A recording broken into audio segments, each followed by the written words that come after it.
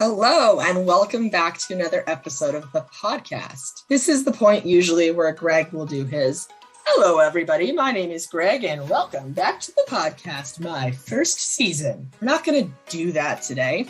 That was my Greg impersonation, but pretty sure most of you know that that wasn't Greg, even though he does have a pretty high soprano voice. So my name is Gaby. Greg and I met in the fall of 2002 while working at Paradise Island. Greg had me on his podcast, seems like a really long time ago, but it was a blast and I was excited to come back. So today we're going to do things a little bit different. You're welcome, listeners. I'm sure you're tired of the same old format. Not too different, I hope. Well, it's still technically your podcast. So I'll still play by your rules mostly. Okay. But it's a special day. So why don't, you've already jumped in and ruined my intro, but that's par for the course for you. Let's go ahead. That's all right. Let's get this wizard behind the podcast from Montreal. A warm welcome to Mr. Greg Hanna. Thanks, Gaby. You're a goddess. Thank you. Oh wow! I just want to say I'm a big fan, Gaby. Long-time listener, first-time caller. Thanks for having me on. Yeah, you're welcome. And obviously, but yes. So, Greg, yes. I wrote a little joke, and it's kind of funny. I'm going to use it. I'm hoping that you felt the warm welcome because I see that the current temperature in Montreal is, I don't really know what it is. Minus 24. Minus 24 for you guys. That's, I think, minus 11.2 Fahrenheit, I believe. We never go to minus, so I don't know. Oh, okay. 11.2. 40 is the same. So okay.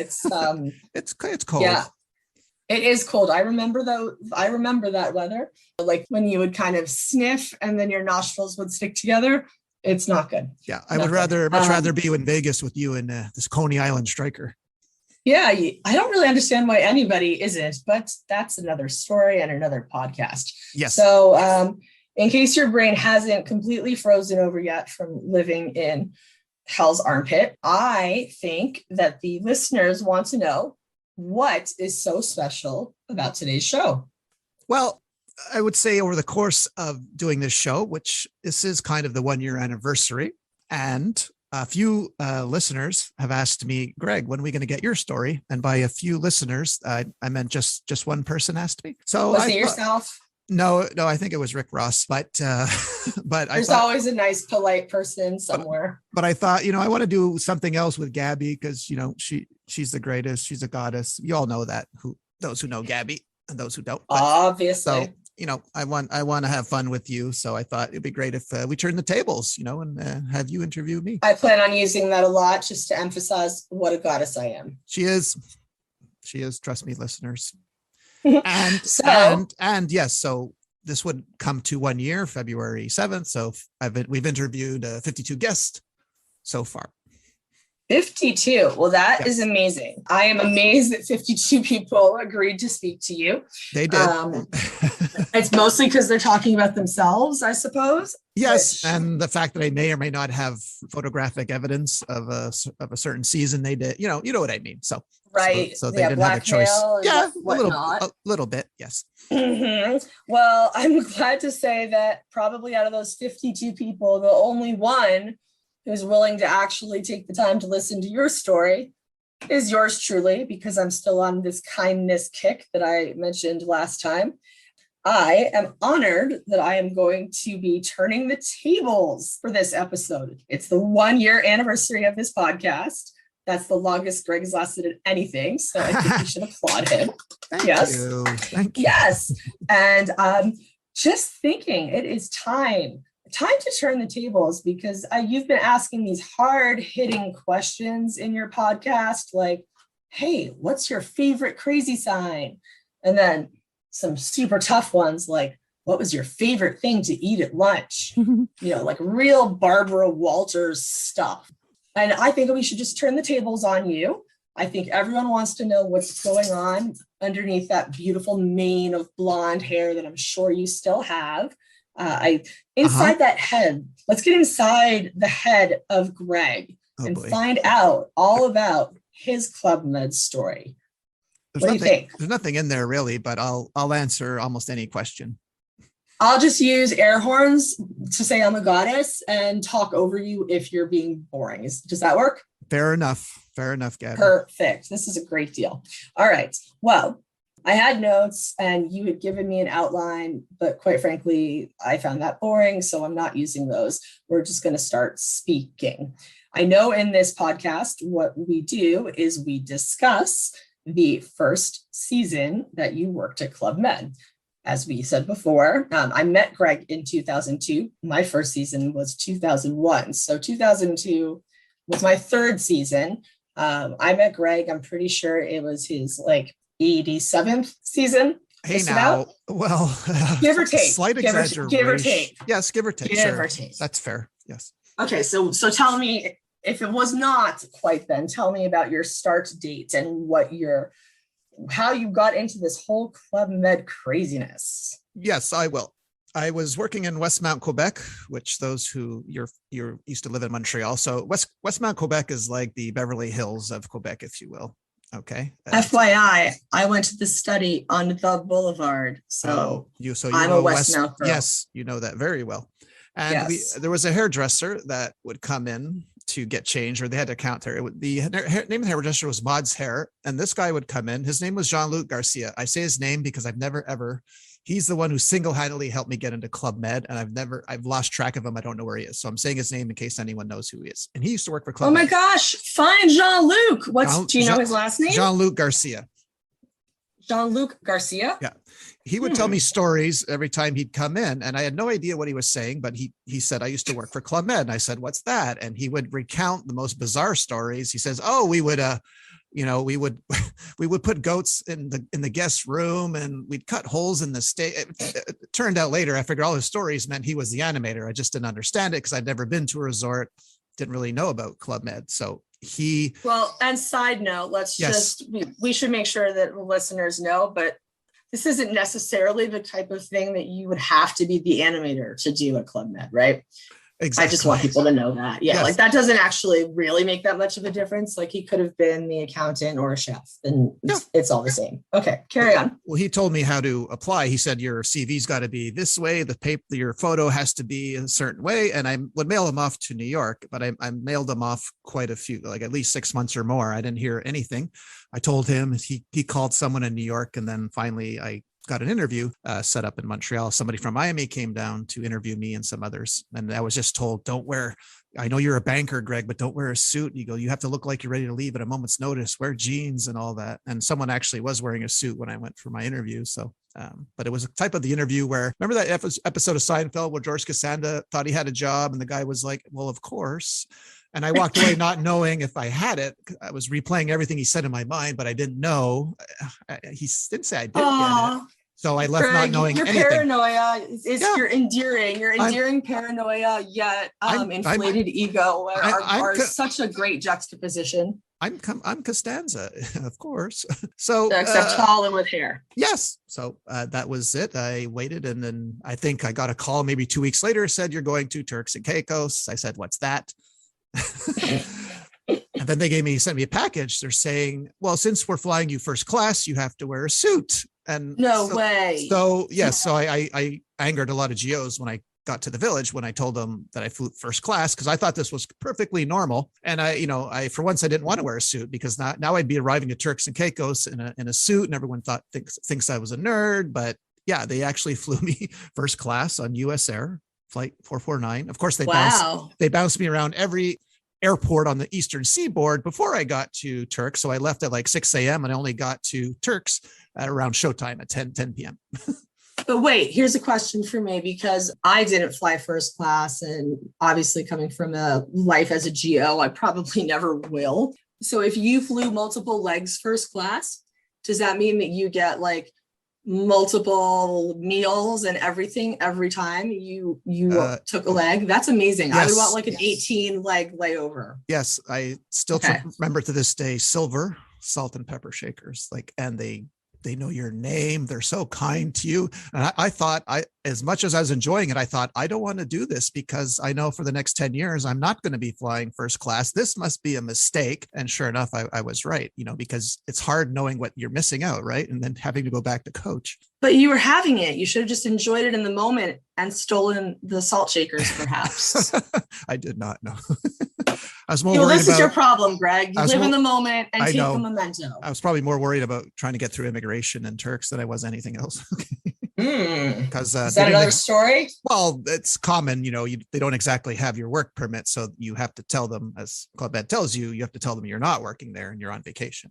So that's what I told them. That's true. Yes. And lying doesn't come naturally to all of us. I get it. So maybe that's difficult. Yes. Okay. Some GOs were sent home, but I was a great liar. So even though they tried to call me out on my 16 bars of soap, they said, well, you were here for a week. Why do you have 16 bars of soap, sir? And you said, because I'm the kind of guy who wears a suit at the ripe young age, because you were very young when you started 87 seasons ago. Yes. Well, so 94, it makes sense. Summer of 94, Turks. Yeah. Summer of 94. Well, you know what? What? I'm thinking summer of 94 is not that bad because I was graduating secondary 4, which is like 10th grade. Yeah. So I was like close to being not a minor. Yeah. So that's not super gross. No. But I'm all right. I was like the Grinch. I thought up a lie and I thought it up quick. So I just said, you know what? These bars of soap are for some friends there. I know soap is expensive on this island. It turned out it was. And I'm just going to give them to them. That's all I said. Wow. That is a very elaborate story. I'm pretty sure that I would have just death stared anyone if they tried to stop me. But I like that approach and I'll use that from now on. Okay. Minus the being nice to people part. So you got there. You got to Kurtz and Caicos after your 18 luxury flights where you could not enjoy yourself and you did not steal a single thing. What a shame. No. Did you know that you were going to Club Med and you were going to make like $300 a month and you probably should have pilfered something? No, I didn't really know the salary and I didn't know I was going into one of the biggest singles resorts there was. I did not know Turks was a singles resort. So it was very shocking, culture shock, everything you could imagine. I need to interrupt you here because I know that this is about your story, but I have questions. And I've not listened to all of your other guests. I apologize, other guests, but I'll just ask you because you're like the mecca of all information. This seems to be a common thing with Club Med. When we were hired, that most of us didn't know a vast amount of details that you would usually know before you get a job, let alone one that requires you to like truly vacate wherever you're living and go somewhere else, like how much you're going to get paid, where you're going to be, what you're going to be doing, all of those things. Because I didn't know any of those things really either. Is this like a common theme? Did you notice when you've been interviewing people for the podcast that people would just take this job somehow? Like, are the recruiters just that good that we're all like, yes? I would say the majority weren't told, but didn't ask either. But I think the really smart geos in interviews did ask questions. I didn't, Are you implying that I'm not a really smart geo? No, you're one of the smartest actually. But okay, so then your question doesn't hold any water. But the majority I think are so excited to get the interview they totally blank out, which is what I probably did. All I remember my guy saying he wanted to make sure that if I partied the night before, I would at least pretend to be coherent at breakfast next morning. That was the only thing I remember him saying, like, you got to, if you're hurting, you can't show you're hurting type of thing, Yeah, they have a really good props too. And I'm not sure who does the recruiting these days, but you've got to think about this and like, man, they made you want that job. And it's a great job, but it's very true. Like you kind of forgot to ask about anything logical. Yes. It was just like, oh my God, yeah, I want to go to Narnia. Like they just didn't tell you what it was, but you were like, I'm blindly going. Like, yes, Cult Med in the best possible way. Exactly that. You're probably going to have to edit that out because cults are, I don't know, people. Okay. Right. People sometimes think they're bad, I suppose, but I meant positive cults. Does that exist? Yes, they do. So there you go. So we're all good. Disclaimer, positive. Everybody wants to be a part of it. Culty Club Med. So you are at Turks and Caicos. How did you not know what Turks and Caicos was coming from Canada, like from having an education in Westmount? I'd like to think that you were slightly more educated than that. I wasn't. I was only working in Westmount. I didn't go to school at Westmount. But Where did you live in Montreal? I was downtown. Yeah, right on Mackay. Oh God, yeah. All right. I was there actually Understood. for when the Canadians last won the Stanley Cup, as we spoke about the other day in '93. Yes, I was living on Mackay, and you were in the arena, if I'm not mistaken, when they won, right?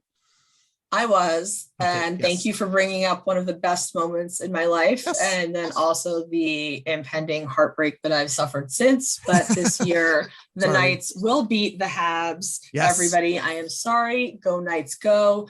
Putting it out here now. Don't care if you hate me, Montreal. Okay, no. That team broke my heart for years. But yes, we still claim you as our own because you lived here for quite some time. Yes.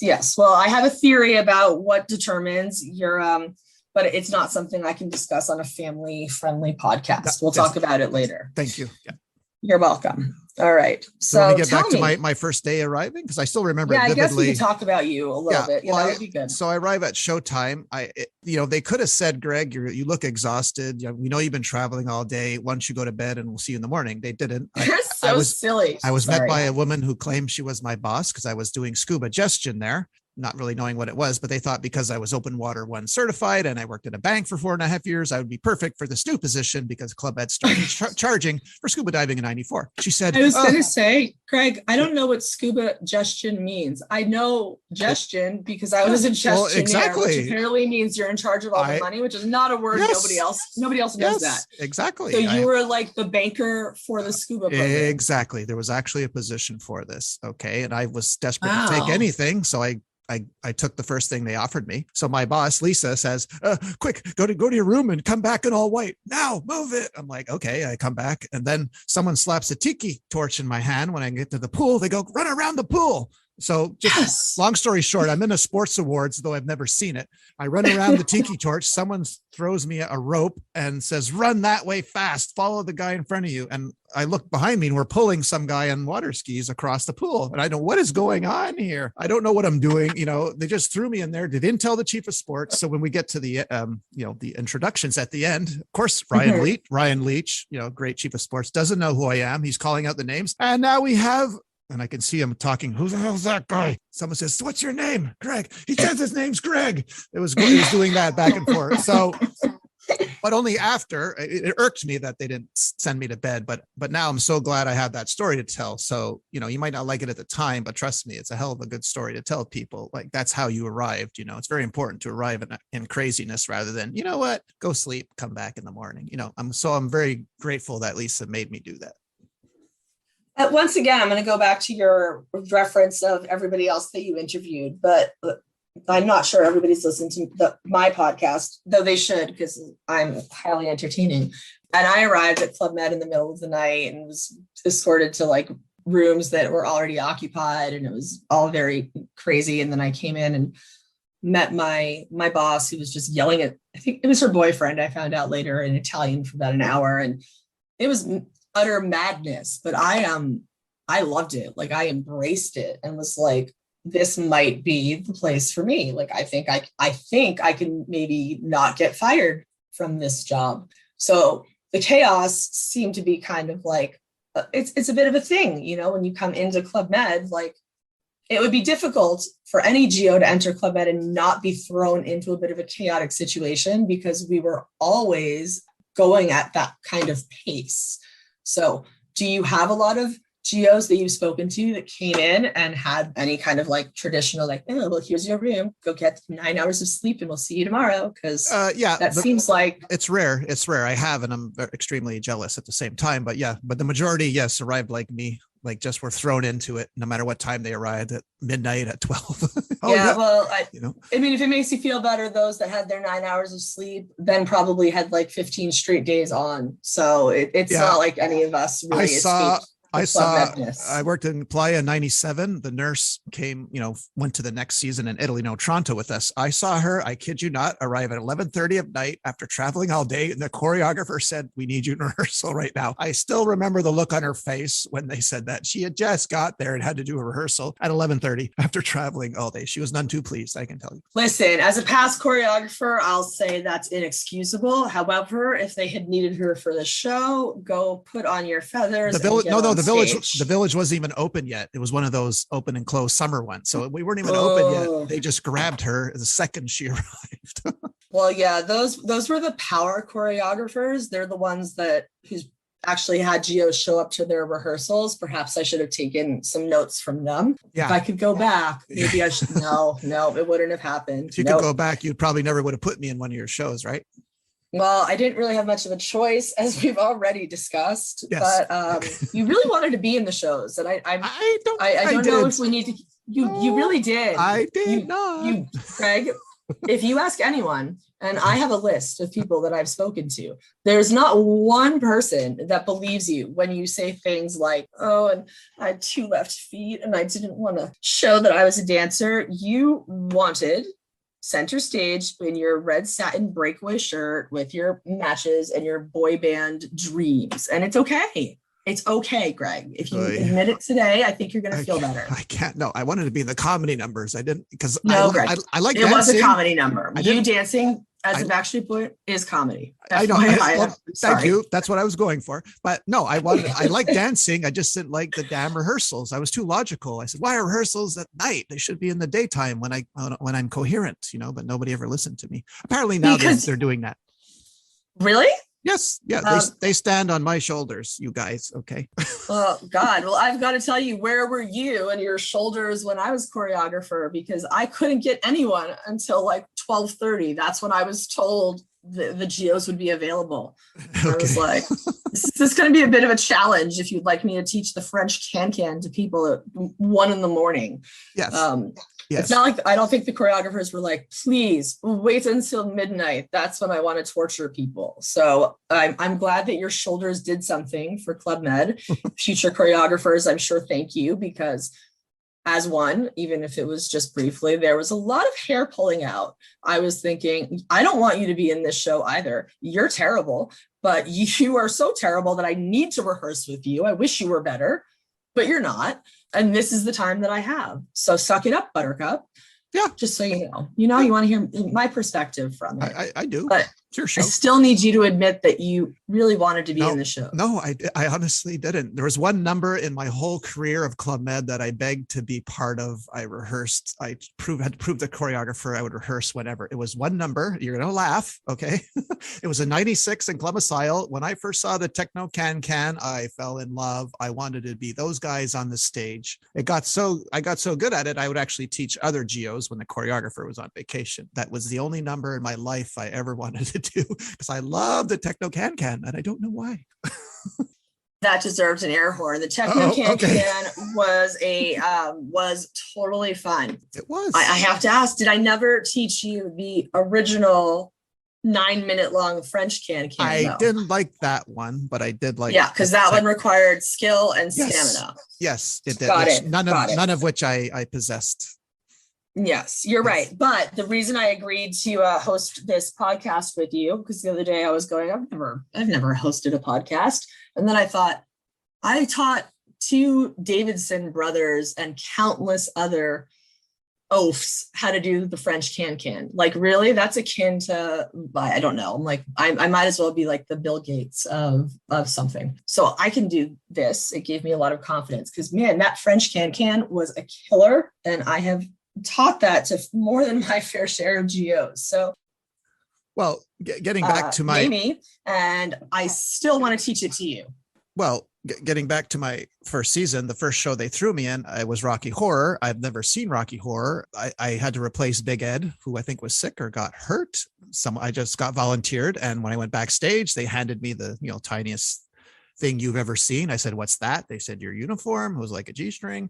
They said, "Just go on stage. Colleen from reception is going to grind on you, but just stand there and take it." Okay. Colleen is beautiful. Okay. But then I didn't know that I had to go to the center stage while Frankenfurter, played by Bam Bam, the animator, great Bam Bam, kind of put his hands all over me. He lip synced the song and I was horrified, and New Yorkers were zipping toilet paper rolls at my head. Cause if you've never seen Rocky Horror. Have you not ever seen Rocky Horror Picture Show? I only saw it after I left that seat, and I went, "Oh, now I get it." No, I had heard of it, but I've never seen it. I didn't understand the whole rice stuff, and Why toilet paper rolls? Why would you arm New Yorkers who have great arms with toilet paper rolls? Man, they had great soft. aims. It doesn't hurt you. Well, when you're at least suspecting it, it gets in your eye, you know, that powder that comes from the toilet paper. Anyway. Listen, half of my family is from New York and we throw tire irons and wooden spoons. So be thankful for the toilet paper. Yes. Yeah. In that respect, I do. But that was my first show, which I did not want to, trust me, I did not want to do it. You know, other than the Colleen thing, it was, you know, I would have preferred if they pick someone else. So I get it. You didn't want to do shows where you were in like very minuscule type costumes. Men were rubbing up on you. Well, it was my first. It was my first season. My first like 2 weeks in Club Med. You know, I had some culture shock there. I had to, you know, and the first culture shock came when I was at the scuba shack. The boats had gone out for the dives, and a woman starts talking to me, and she's completely topless. And she's a geo that works there. And so I was completely flabbergasted. I didn't know what to do, where to look. Like, obviously, don't look down, Greg, don't look down. And she's talking to me like nothing is going wrong. This is totally normal. But for me, you know, being from Montreal, I've never seen that. I've never been to a nude beach. I was totally like out of my element. That was my first like entry into Club Med culture shock, was that that topless geo. Yeah. Well, I feel like I need to also maybe represent and speak up for the city of Montreal a little bit, because clearly your Anglophone Montreal upbringing is a little bit different. Yes. Just so you know, everybody else listening to this, Montreal is world famous for its exotic dancers and strip clubs. Okay, yes. So I just want to make sure that you just don't listen to Greg's version of this. No, but a lot of us grew up with great respect for women's female form and what they can do. No, but that's the thing. In Montreal, you had to go to a strip bar to see a topless woman. I've never seen a topless woman in a public place before. That's what I'm saying. And it was a GO, it wasn't a GM. And she was talking to me like, hey, who are you? Where do you work? Are you new here? You know, I'm like, oh my God. Can you please? Again, we're going to just say this is just different circles in Montreal. Hang out in Verdun. There's lots of topless. I worked in Verdun for a bit, but I've never seen, you know, a topless woman in the daytime. Okay, walking on the street. I'm sorry. In the summer when it's not freezing cold. I'm talking early 90s now. Don't forget. Maybe now they do that, but not in the early 90s. Okay. That's true. I do forget how old you are, so I need to rein that in. Okay. Cucamonga. Okay, I think we should tell the listeners I have a podcast safe word. We agreed if Gaby asked something I didn't want to talk about, the safe word is Cucamonga. Okay, so. Which, by the way, Gaby, I think your listeners would be fascinated to know that Cucamonga is an area in California, was originally inhabited by the Tongva Indians. Okay, its name is derived from the Indian word Cucamonga, which means sandy place. How crazy is that? Yes, that's amazing. Sandy place.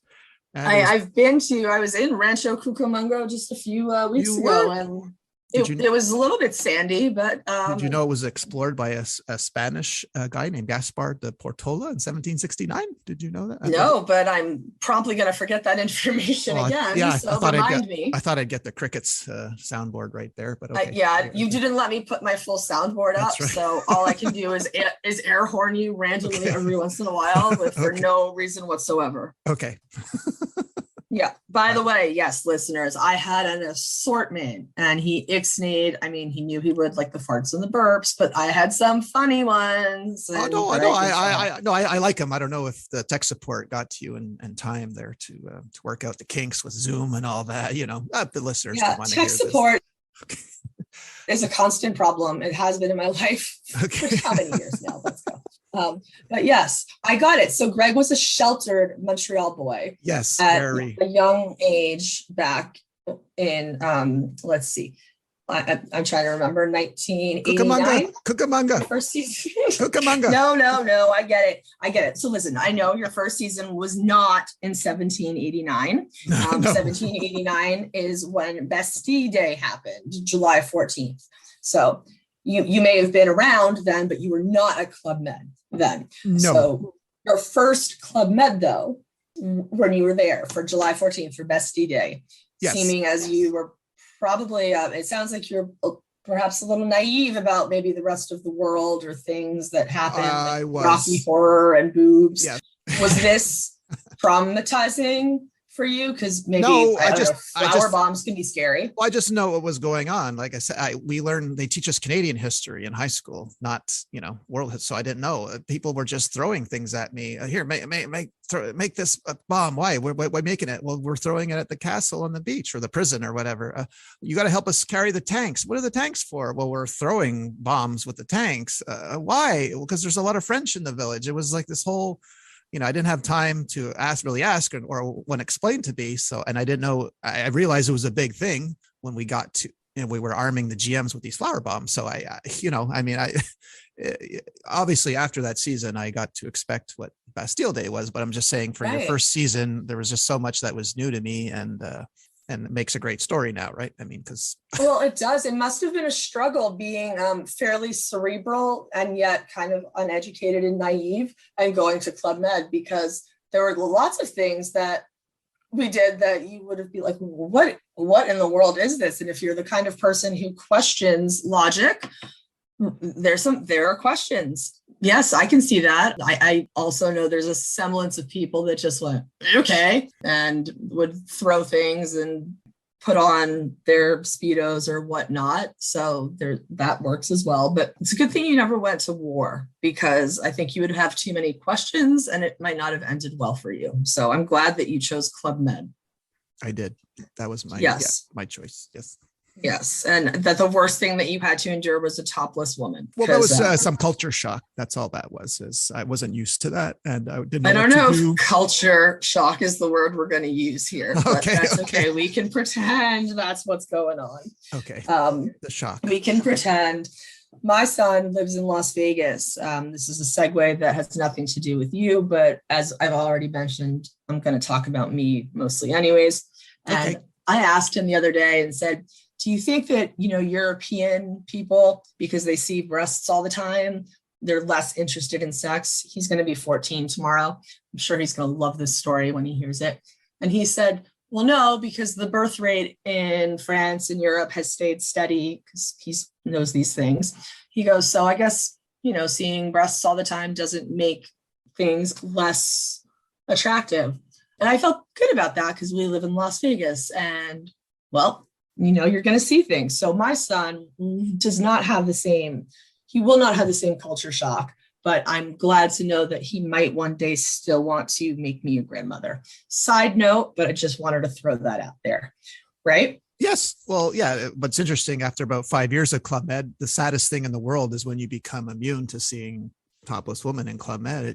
It's like an everyday thing, and I think I lost that that spark. So I was like, okay, does that happen? Does that happen with really? Is it that no, it did. Is it because of the women that you're seeing it's no longer in like a fantasy type version? Because we had this conversation with like the Speedos, and not that that's ever a good thing, but when you see all shapes, forms of people, it's just different, Yeah, no, it's just the fact that, every village women were topless. So you just get used to it. You just, you roll with it, you get used to it. Just like guys in Speedos, most shouldn't be wearing them. They don't have the body for it. And, women would come topless to water aerobics. Now I preferred they wear a bathing suit. Ow. They that's just painful. Like, not the way I did it. KT tape or something? No, not the way I did it. What kind of aerobics did you have that did not require any kind of breast heavage? Well, funnily enough, I hated water aerobics with a passion, and I used to make a class so hard that no one would be there on the fifth day. Like, I would actually ask water aerobics instructors, "What can you show me something that'll just burn these guys out?" And they would, and so it would get to the point where after 4 days they wouldn't come anymore because I just hated water aerobics so much. But when they came topless, I don't know, I just thought maybe you should be wearing something. I'm not a prude, but they're in the water, so that's actually, I feel better now, because I have done aerobics both topless and not topless, both in water and not in water. And well, the way I do water aerobics is really just kind of like I'm bobbing around. It's not really aerobics. That's why it's my favorite activity at Club Med. And then you get some support from the water, so that's not so bad. I actually taught a few water aerobics classes when I was choreographer, and it was great because you stood outside the pool and you just were like hands up, hands down. It was super easy. How could you hate water? Oh no, aerobics? I got in there with them. I don't know. I didn't like it. I didn't like the power walk either. For a land sport guy, I just didn't like the power walk. I didn't like water aerobics. I just thought. Well, power walking is awful because it's just walking really fast. Water aerobics, other people get to be in the pool and you can just stand outside of the pool and literally just drill command them. Oh. So you were just doing it all wrong by actually participating. By the way. Oh yeah. But it's crazy as it sounds. It actually works. Like when you do intense water aerobics, like I noticed, not that I was thin, but I noticed the fat would be stripped off of me. Like it actually works, which was a surprise to me because I thought no matter what we did, the resistance against the water wasn't working. But I actually did notice a big difference in the way my body looked after 6 months of water aerobics, believe it or not. Oh my gosh, did you hear that? I don't know. I'm sure there are other listeners out there who are in the 40 plus age group that may not look the same way we did at Club Med. There's hope for us, ladies. We just need to do water aerobics because yes, you have to push but you have to push yourself. You have to do the deep water stuff too. And that's what I would do. I would put them in the deep end. I give them a book. The book they had to hold over their head and they had to tread water back and forth one length to another. And then I'd have them drop the book and do bicycle kicks. I would totally burn them out. No, you've just ruined you've ruined everything that I knew about water aerobics. Okay. And everything that I loved about water aerobics is completely gone now. I'm imagining more of like a Golden Girls scenario where I'm just kind of like my hair doesn't get wet and I can pretend I'm doing an egg beater. And then I'm going to look buff. It'll happen. So we're good. Okay. What do you want to talk about? All right. So we've covered, so you did sports, right? The entire time you were in Club Med? Yeah. But when I did scuba gestion, I was looking around at what other people were doing because I didn't like it. I wanted to do land sports, but way back then, they would not give the land sport person to anyone. They wouldn't give it to you. No matter how many times they asked, they said, no, because land sports means the next step for you is chief of sport. And we don't give land sports to anyone, Greg. You're cute. Go away. So when I had stopped Club Med for almost a year, when I went back in 96, I was immediately offered land sports. And I'm like, hey, what's going on? You told me, oh no, times have changed. You want land sports? You can have it, So that is interesting. If that is an interesting tidbit for most of us, because I know a lot of land sport GOs in my 2002 post Club Med career, 2001, and they were not next in line to be anything. So interesting that it was once this position of you're on this track towards something. Yeah. Well, they let me do it near the end of my season because everyone was starting to leave, right? So I was actually doing the scuba gestion job and land sports at the same time, not knowing how much I was doing because I was first season. I didn't realize the pace I was setting for myself. And one day on my way back from the beach power walk, the chief of village looked like he was waiting for me on the dock. And I thought, what did I do? A million things. What did I do? Oh, he's going to give it to me. I get there and he goes, here. And he hands me a wad of bar booklets. This is Jean-Pierre Grand, great chief. Yeah. And I said, okay. What's this for? He goes, because you're doing 2 jobs. And he walked away. But I thought this was totally normal. I thought everyone did this, not knowing that. Yes, not necessarily the case. That's a great story. It is nice to hear when you are being recognized for doing all of that work. But yeah, it was a nice gesture. Look at that. I like a happy story. Well, do you want to hear my JoJo stories? Those one is. Well, this is your podcast, okay. So I assume you have to tell me the stories that I want to hear. Okay. What's your question? Let's go. Tell me your JoJo story. Well, I was kind of interested in this. I think her name was Chris. She was from Arizona, this beautiful redheaded girl. And I didn't know what to do. I had no game. I thought, let's just go snorkeling. Okay. After we closed up the scuba shack. And I saw the picnic boat coming back. And I had heard that JoJo likes to follow the picnic boat in the wake. So I said, here, follow me. Let's just go. So I plant myself in between the boat, the wake, and I don't see JoJo. I said, he'll probably show up. And not only did he show up, as soon as he saw us, he completely went vertical, which I've never seen a dolphin do in the water. And he looked like he was smiling, but you don't know with a dolphin, right? Because he's massive when you see him up close. Right. Chris, the redheaded girl from Arizona, starts freaking out. She goes behind me, and in her panic, she's actually pushing me into JoJo, trying to get away. So like offering me up as bait. Like they say, I don't have to run fast. I just have to run faster than you type of thing. So Right. I can't stop her because she's got me by the shoulders. I have no control. And JoJo is just standing there waiting for me to get closer. I'm like, that's right, dumb human. Just a little bit closer. And I'll never get this image out of my mind, but. Well, I'm trying to imagine a dolphin standing. So it's yes, he went completely vertical. And she was throwing me into him slowly, but surely. And finally I swallowed a ton of water and I got out of there. But when dolphins are cute, but when you actually see one face to face with those teeth, they're kind of frightening, especially that smile, because I started thinking that smile was a front. He was really faking it and wanted me to get there closer so he could bite me. Yeah, they're vicious. Dolphins are vicious, but they're like the bad boy of the ocean. Like you should just embrace them every once in a while. Well, I did eventually, because whenever the boats would go out and I see him, I swam with him for 6 months, highlight of my life. I loved it. The only time I swam away from him was one day, when JoJo gets to know you and he's comfortable with your swimming habit, he'll fall asleep or whatever. But one day he was contorting his body in the weirdest of ways. I didn't know what he was doing. I never saw him do that behavior. So I dived down and he was, let's just say, for sake of he was aroused. And then I swam like away. Oh, I'm going to have so many questions after we are done recording. Fast as I could, I swam away. That was the only time I swam away from him because I didn't know if I was causing that or what he was thinking of. But anyway, that's my. Well, that's an idea for another podcast episode. Yeah. I'm going to jot it down. Dolphin arousal, because it might just be, I don't know, like a sunny day. You never know. Yeah, exactly. I don't think it was me. I wasn't wearing particularly fetching shorts that day. Oh, so Greg, don't sell yourself short. He must have been thinking of someone else, not me. But he's a male and a dolphin, so you probably didn't have to do too much. I was cute back then. Okay. Yes, for a male dolphin, I'm sure.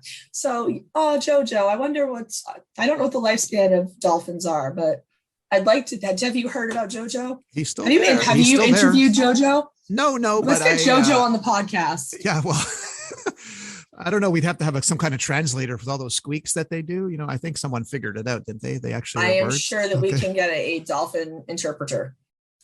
I'm pretty sure there's an animator out there that specializes in this. Okay. Right? Well, there should be. I mean, that JoJo swam with so many famous people too. Like he's the subject of so many documentaries. I mean, he's more. Yeah, JoJo. He's famous. Right? I had forgotten about JoJo, but I'm just thinking now, like that might be the best thing about Club Med. If people are going to be like, what's your best memory or what was the most amazing thing? It's just pretty cool. What else? You were at Club Med though for a very long time. About 10 years. Starting.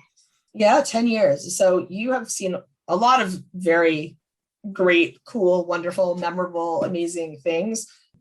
Tell me some of your better stories, like some of the really just unique things that you experienced while you were in Club Med. Well, if I'm going by just unique, I'll fast forward to my last season in Israel because this windsurfing was so great there, and you're windsurfing on the Red Sea. So right in front of the club, you have Saudi Arabia, you have Egypt over there. You could see everything. The wind, I would wake up especially early, like 5:30. I'd be the only one on the water. I'd grab the board, and the sun is coming up over the mountains of Saudi Arabia, and flying fish are going off the bow of my board as I'm going, Mach 2 with my hair on fire. So that memory is very vivid, and it always stays with me because I'm all alone on the Red Sea. I'm seeing this splendor, flying fish. I'd never seen flying fish before. I mean, they were playing and, in the wake of my bow. I'm like, doesn't get any better than this. Yeah, that's just amazing. I'm getting chills just thinking about it because the amazing things that you got to see, you're not even inebriated and they're not on TV. Like this is real life. We actually experienced these things. It's better than any drug, any alcohol by far, that high that you get in a moment like that. So maybe everybody should just go back to being a GO. I think maybe that's the answer to life. Yeah, I think everyone thinks the same thing. I do it, especially in the winter. I'm always, of course, in the winter, I'm always thinking, oh God, it'd be so nice. As a reminder, everybody, Greg chose to remain in Montreal in the winter. I did. Yours truly lives in Las Vegas. I'm going to be taking a dip in my pool later and thinking of you. And I don't know, the masochism that is, but some people like the cold, I suppose. Send pictures. It's good for your skin, I've heard. Well, so send pictures yeah. or didn't happen. Okay. So yeah. if you so what I'm else not do you want to sending you know? pictures. Stop Okay. trying to get me to send you pictures of me Okay. swimming, especially because it's my own pool, so it's swimsuit optional. So stop it. Okay. How about a shot of the dogs then? Is that okay? I can do that. Yes, Thank I you. do love my dogs a lot. They're cute. They're Tremendously. cuties. Bones, Moose, and Delilah. Shout out. Yeah, all right. Bones, Moose, and Delilah. That sounds like Yeah. a 90s rap group, like Bone Thugs and Listen. Harmony. Oh, I'm actually rechanging their names. So they were adopted. They were strays. They were rescues. So they were already named. But Delilah, she's had a bit of a snaggletooth, so it gives her this like sneer. So I actually call her Dilly usually, and I call her Dilly Idol. So she's Dilly Idol. Why not Snaggletooth, like Snaggletooth from Star Wars? Because Dilly Idol was hot and I had a mad crush on him. So we're going with that. True. And then I changed Bones and Moose yesterday to Millie and Vanilli because Ian and I were watching Millie Vanilli videos, which are great. Everybody go back and watch Blame It on the Rain. Girl, know it's true. Oh, it's amazing to me because the vocals were really not that great anyways. Like, so this entire scandal of like, it's not like they were Celine, like quality vocals, but anyways, that's neither here nor there. Millie Vanilli got a really rough, raw deal in life. And to honor them, I'm going to change my dog's names to Millie Vanilli. So I now have Millie Vanilli and Dilly Idol. Sweet. There you go. All right. So this is what I'm doing now. Do you want me to tell you about? Tell us what made you leave, because I know this podcast is about your first season, but you have so many seasons, and it's like a whole Club Med thing. You can't leave. We heard a lot about the first season, and obviously you got used to. But I haven't mentioned Rhino. I haven't mentioned Rhino Records yet. That was that summer, and I thought this was normal.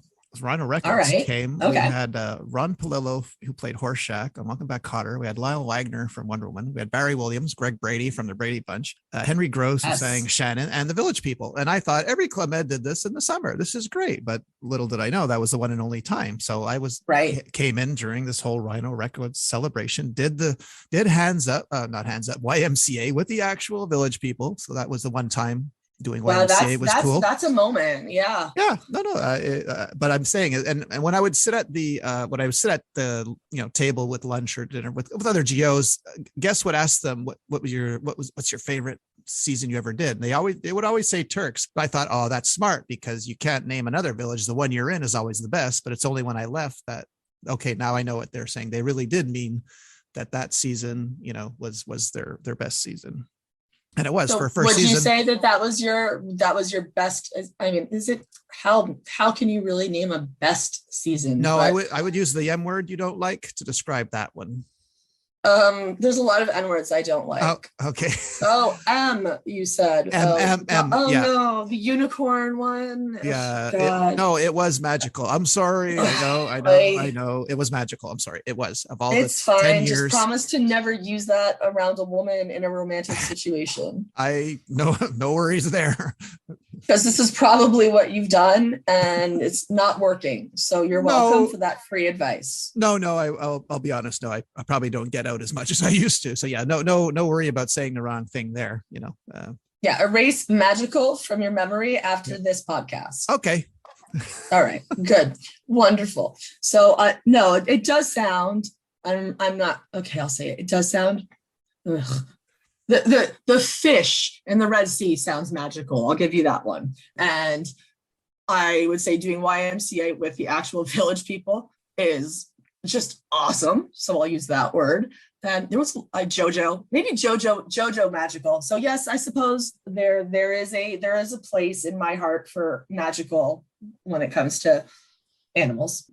But gosh, 10 years. Was that your plan? Like, did you have a plan going in? Well, I always say if I lived in California, Hawaii, or Florida, I probably never would have stayed 10 years. It's because my hatred of winter was so great. You go home, I could be on the beach right now with just one phone call, all expenses paid. So really, it's because of my hatred of snow and winter that I stayed 10 years. But yeah, I mean, I worked my way up to chief of sport, but then when 9/11 happened, they closed 12 resorts in the American sector. So, I just thought, I think everyone knows when it was time to go. And, my sisters were having kids and I was an uncle, so I wanted to watch them grow up and such. It's true. We all kind of adulted at some point and went, oh, it's hard to leave this, but it is a bit of an alternate reality where you at some point, a lot of us make the decision that as much as we love it, there's things on the outside that we need to go. Some of us are a little bit more intelligent than others and don't move back to the cold, miserable place that we were trying to flee earlier, but that's okay. Guilty. That's all right. Yeah, that's all right. Because, well, at least you can get inexpensive hockey gear there, which is not something that I can get in the desert. So anybody who wants to sponsor a podcast about me speaking about hockey, start by sending me free hockey gear and then I'll entertain your idea. Yes. And if you know any hockey players, current or ex in the NHL that she could interview, please reach out to Gaby, please. Because that would be phenomenal. Awesome host. Yeah. I have some really great questions and I know that they wear diapers. I can name at least 5 NHL current players that wear diapers because you know what? You're getting hit with a slap shot. Sometimes you have a little leak. It's okay. So we should bring the humanity to the NHL. These poor guys. Just promise me one of your questions will be, what was your favorite thing to eat at lunch? Can you do that for me? Oh, Greg, I'm going to tell you that they're going to say chicken parm, or they're all just going to tell you chicken and what do they all eat? They all eat like brown rice and chicken. It's like, it's very boring. Let's be honest. Okay. It's very boring. That's all right. Because it's entertaining to watch. It's just not entertaining to listen to their stories about what they eat. But what is entertaining are all of your stories. And I wanted to go back quickly when you mentioned that was Greg Brady. Is that who you mentioned? He showed up with a bodyguard. That was my question. I was going to say I had heard that there was some form of like entourage that this was a thing. Just one guy. He didn't need any protection at all, mind you. Like I was more freaking out over Lyle Wagner than anyone, but Are you sure it was a bodyguard and not like maybe a special friend? That's what I thought. I thought it was his friend. He was just saying bodyguard to feel more important. That's was my or guess. Maybe it was a special friend who guarded his body like in another way, Yeah. He's telling you like, yeah. So. Well, all right. Yeah, no, he was hitting on his fair share of women, but that doesn't mean anything. We all know that. True. But he did introduce him as, oh, this is my bodyguard. And I thought, oh, okay. Are we in danger? Like for being first. I'm going to start introducing Ian as my bodyguard because I suppose it's not like really lying. No. And it sounds great. So I'm going to do that from now on. All right. So was that like your big celebrity that you met?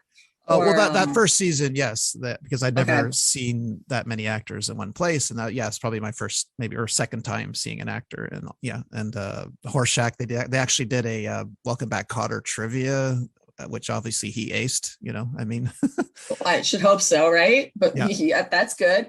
I think I was a little bit oblivious. Apparently, there were multiple celebrities that came through Paradise and Sandpiper during my Club Med tenure, and I recognized Jim Brewer mostly because Jim Brewer he looked like any other really inebriated guy midday, but then you were like, oh, he started talking and I'm like, oh, he's funny, and I was like, oh, I know this guy from Saturday Night Live, so comedian. I recognized him, but there were a bunch of athletes that I guess had come in, and I never knew and understood, or soccer players or whatnot, but everybody else would be like, so it was like, I'm assuming a lot of Europeans, especially, that Club Med was at some point, don't know if it still is, a big celebrity vacation spot. Yeah. You hear that, David Lee Roth would show up on his own, when he was in Van Halen, the Queen. I think GA did a whole lip sync show with Queen, and they were judging the lip sync show, someone doing Bohemian Rhapsody.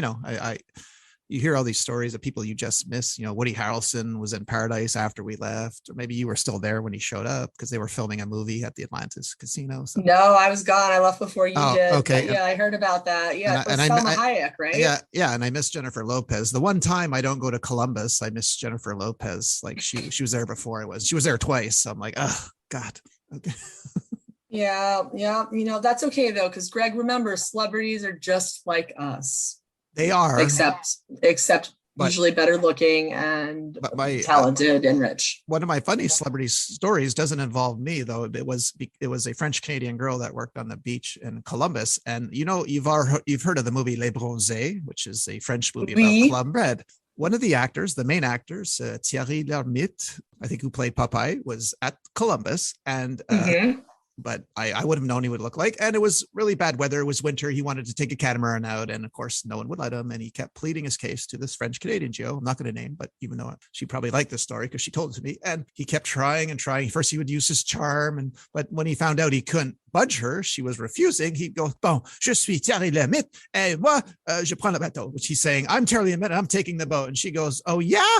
Well, I'm Isabel Clarke. And no, you're not. Like, she still had no idea. You just told us who she is. No, I changed her name. Isabel Clarke is not her name, but she still didn't know who he was. Okay. Even though all the other Europeans, knew Thierry Lhermitte is like God, so that, I think that was took him down a notch. Yet none of the other Europeans bent over backwards to make this happen. Nope. Yeah. That's, you gotta love that about the European charm. It's we respect you very much, but we're still not going to be nice to you. Yeah, it's fun. It's fun meeting a celebrity.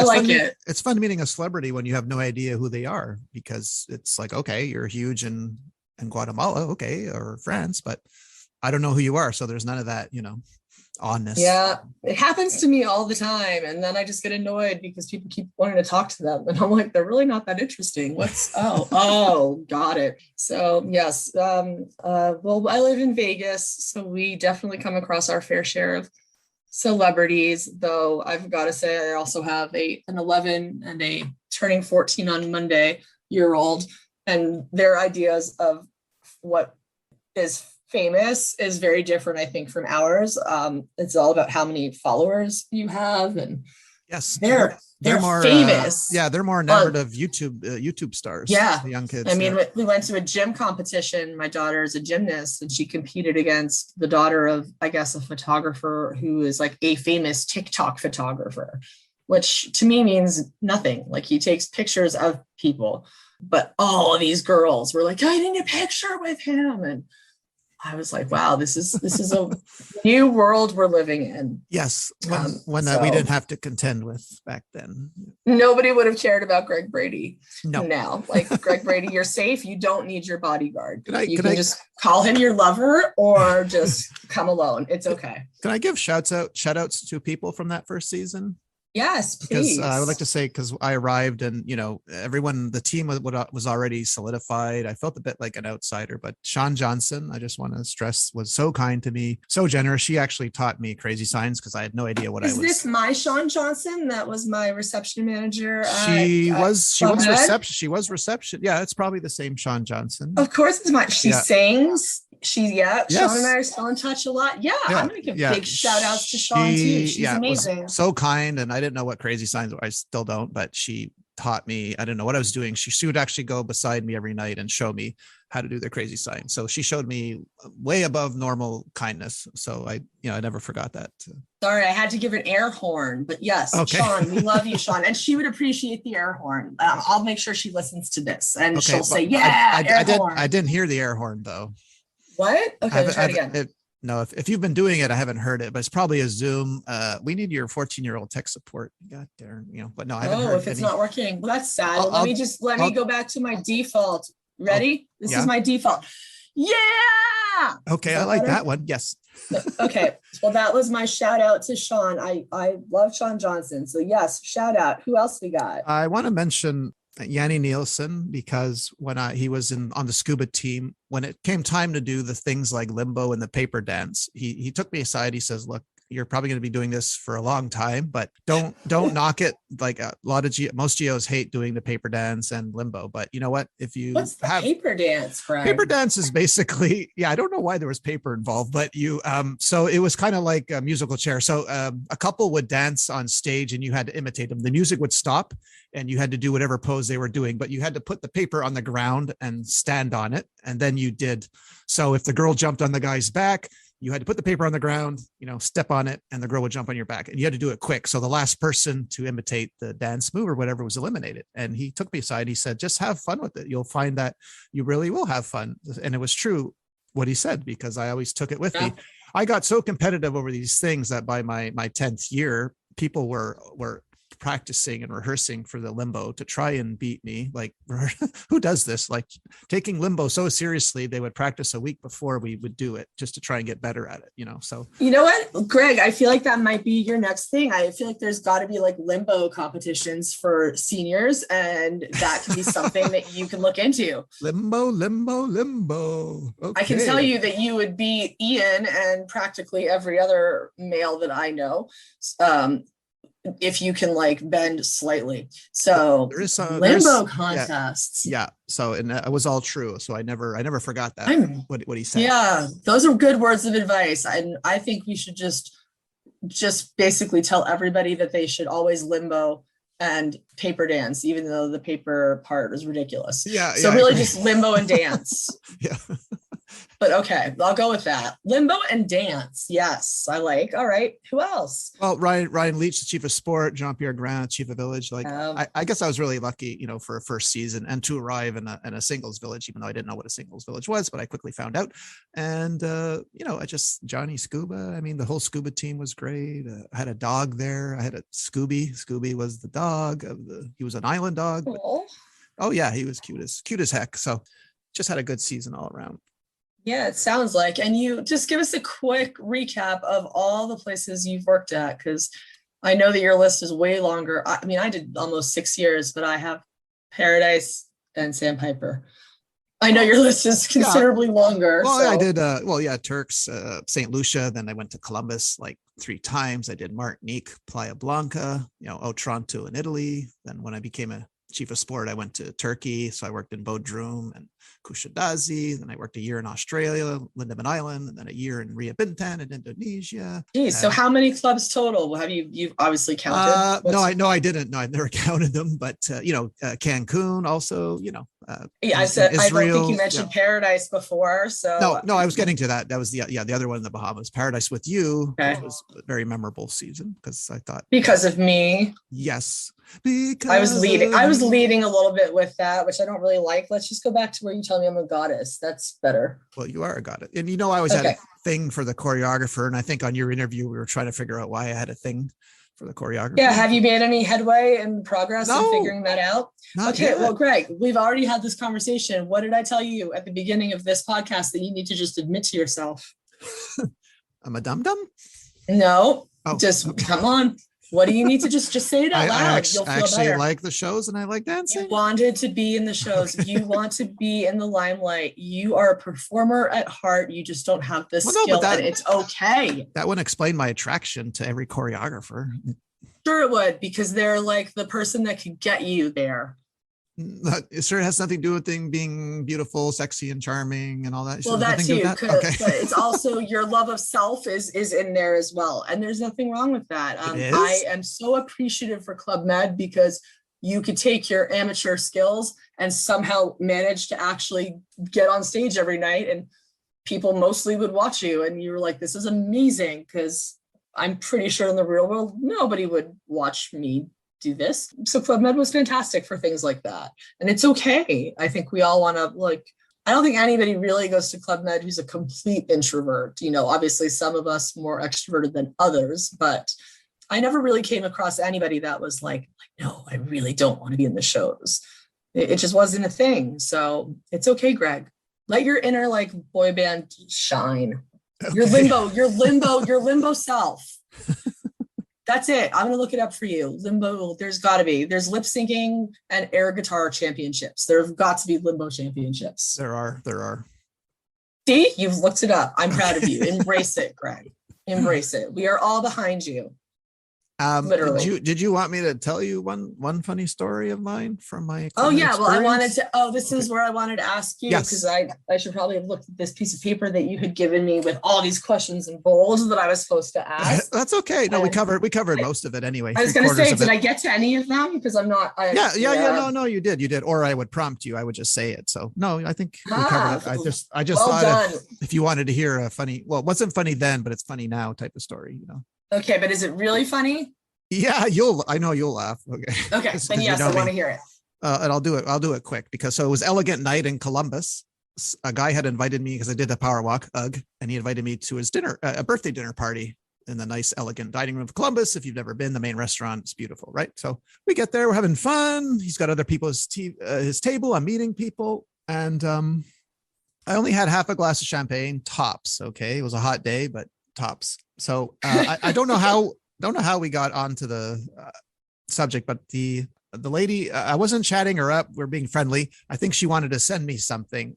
So I'm about to give my address, but I gesture wildly and I bring my elbow very hard, down hard on the corner of the chair next to me. They had very square edge.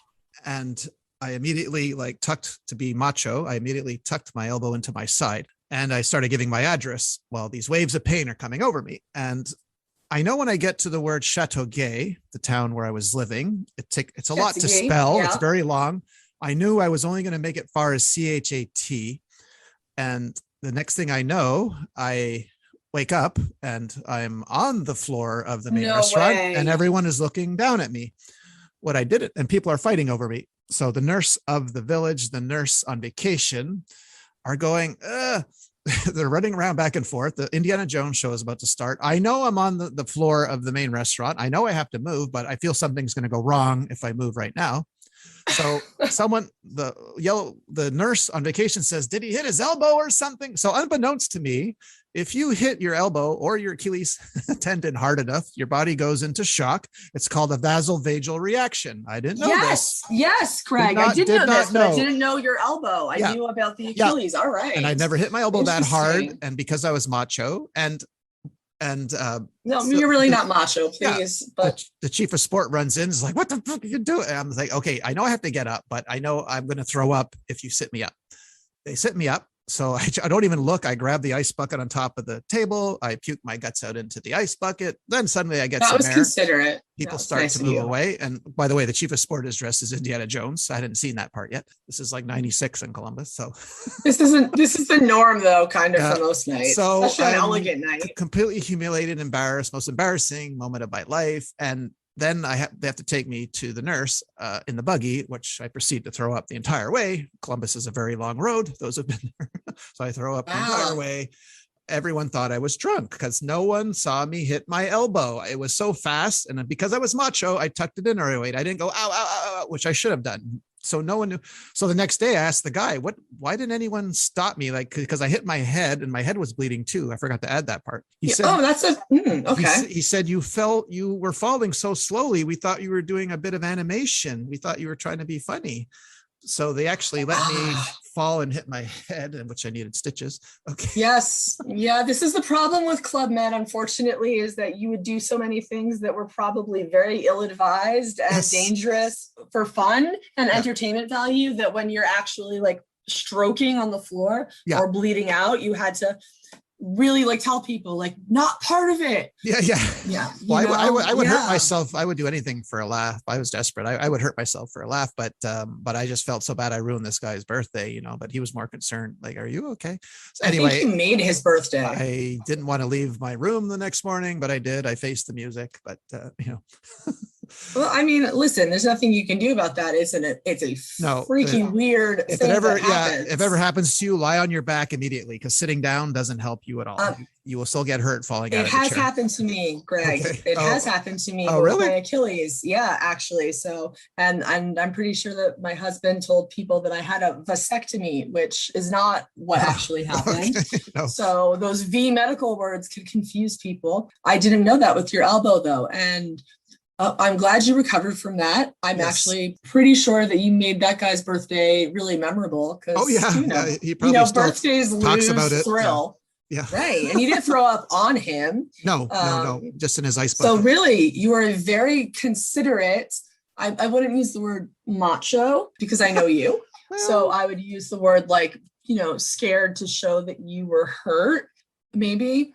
But okay. that's okay. For some reason, being a slow falling drunk with a concussion and a bleeding head is a better thing in Club Med, I suppose. But that is a really good story. And I didn't think I would like your story. I was just being polite.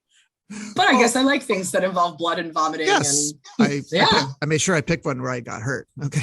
Why, thank you. Well, and you're okay now because obviously, I'd still laugh if you weren't, but it's easier to laugh publicly when you're okay. Oh, yeah. Yeah. I've never hit my elbow since, but I know what to do now if I do. Yeah. Well, you know what? I think everybody should listen to this podcast because you could save a life. Exactly. I mean, not really, but like, at least you could save somebody like the stigma or shame of being like, what happened? Did this half glass of champagne just completely do me in? Well, which it does, yes. But yeah, your body is as we get older, we in Club Med tended to do a lot of things that required a lot of physical exertion. So I'm glad that we're all mostly together in one piece and we can still move and do things. That's a yay for me every day. This podcast could save a life. If last night a DJ could save my life, then this podcast could save a life. Who knows, right? Yeah, for sure. Should I give some kind of like life-saving advice? I mean, there's so many things that I can give, but maybe we'll save that for my own podcast. Exactly. When everybody sends me hockey gear and Max Pacioretty's personal phone number. Yes, please, guys, who's ever listening, if you're involved with the NHL, please hook Gaby up, please. She'll promote the heck out of them. I'm okay with them. They're going to make it to the NHL, like, that's right. Minor league players. My roots. Yeah. Come on. Especially Montreal, half of your team is like your minor league players. You got no one left. So it's just the way it works, right? Yes, ma'am. I think that we're probably hitting the end of the time for this one. Yeah. Makes me sad because I feel like there's so much more we could talk about, but I am very excited and thrilled. And thank you so much. I'm sure you wanted to get like some super awesome guest for your 1-year anniversary. And well, you couldn't. They said no. They said no. That's all right. I'm willing to. I mean, Max Pacioretty is busy. I get it. So I'm happy to have filled in and gotten to know a little bit more about, the man behind the podcast and all the questions and gotten a little bit more of your story. It's been very interesting and I learned quite a bit. So thank you, Mr. Greg. Thank you for agreeing to do this. I know you don't really do a lot of stuff like this and I do love the kindness streak you're on. So I do appreciate it. It's fake kindness, but I actually really do enjoy doing this. And I had a great time and I've spoken to a lot of XGOs who have really enjoyed the podcast that you're doing and they've listened and they've learned a bunch of things about people. And I've got to go and listen to GA's episode now because it sounds like she's got some great stories. She does. That happened. Yeah. So it's, I'm excited about this and hopefully lots of people get to hear this and can hear some other ones because GA has one of the best GM to GO stories ever. Yeah, I'm very excited to listen to it. So this has been fun. Thank you very much, Greg. And I'm just going to remind you, how it's really cold right now? Yes. It's going to get kind of warm again. It's going to get cold again after. So you should move. Okay. FYI, like you can do that. And just so you know. What? How are you sending me that picture, the pool picture? Are you going to send it through Messenger? It's not happening. To my email. Not happening. Okay. Greg, I'm sending it virtually through your mind. You can use your brain. I guess at least get one of Ian in his board shorts or something. Come on, you got to give me something. Ian does not wear anything either. It's a personal pool. I'm not giving you those pictures. Got it. Yeah, I don't know if I want to see the Coney Island striker au naturel, but okay. I'll settle for the dogs. But you're not going to. Yeah. Okay. You're right. Damn it. Thank you again, Greg. And I really hope we get to do something else along these lines. But for now, this is it. We should wrap this this one up. It was my first season takeover special. Thank you, everybody, for listening, and have a great day. Bye.